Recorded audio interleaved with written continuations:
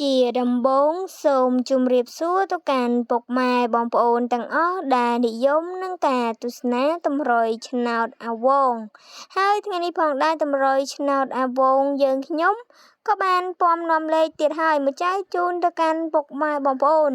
យកទៅធ្វើការចាក់ផ្សងសំណាងប៉ុន្តែមុននឹងចូលទៅកាន់វីដេអូសូមពុកម៉ែបងប្អូនទាំងអស់កុំភ្លេចជួយចុច like ក៏ដូចជាជួយចុច subscribe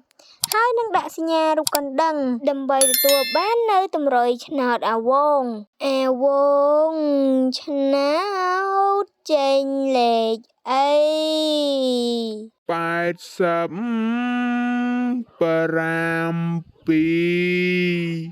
អាវងឆ្នោ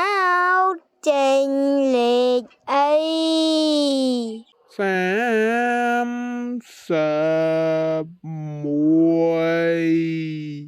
អាវងឆ្នោតចេញលេខអីអូងខ្ទង20អាវងឆ្នោតចេញលេខអី284អាវងឆ្នោតចេញលេខអីស្អែកចាំសួរទៀត